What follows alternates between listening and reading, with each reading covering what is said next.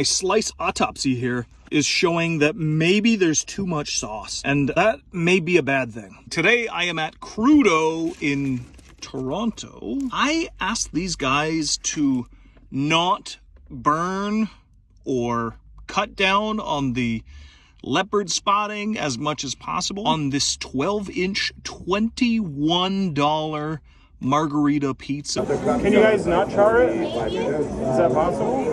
Yeah. What do you mean, like, A lot less leopard spot. And they just couldn't do it. They do not cook this open fire.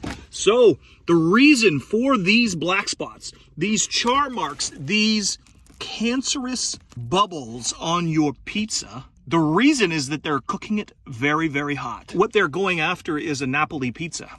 But this is not a Napoli pizza. Napoli pizza typically is not cut, by the way. Asking them to not burn the shit out of it is likely going to get you nowhere. The bottom isn't horribly burnt, though. The charring and leopard spots are primarily on the edge crust. And the edge crust is not that crispy.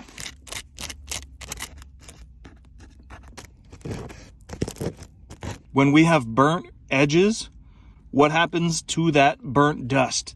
It goes all over the pizza. And that's one of the problems with this. Because they cut this, and they did a horrible job of cutting it, you have the risk of more stuff flying everywhere.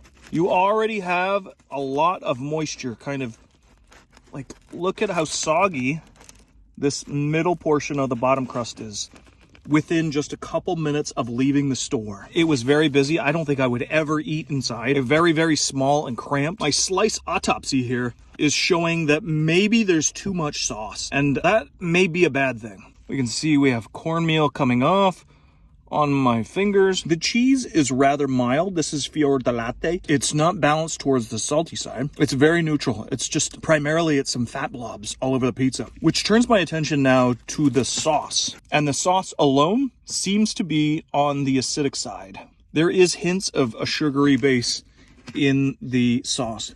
The bottom crust is decently thin for this type of pizza.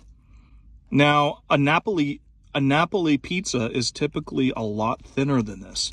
And generally you see in a Napoli pizza, the center of the pizza carrying a lot of weight and therefore a huge risk for breakage in the middle. The overall pizza is quite fresh and aromatic. I think we are out of balance when it comes to the sauce. Generally speaking, it's not pleasurable having a huge mess. There is sauce everywhere. There is cornmeal everywhere. I am disgusted at the burnt stuff. It would be a conditional recommend if we had a better balance as far as the sauce and cheese. But the cheese is kind of bland. I don't know where they get it. I'm assuming they'll say that they import it from Italy or whatever. The salt, there is hardly any salt content. It's very bland. For those reasons, I would say not recommend. I am just very, very disappointed, especially for the price. This should not be at this price point for this size. I think they only have the single size pizza. I wasn't really given an option when I placed my order. If you don't live within 5 minutes of this pizza place, it is going to be horrible to reheat. It's going to be horrible to eat.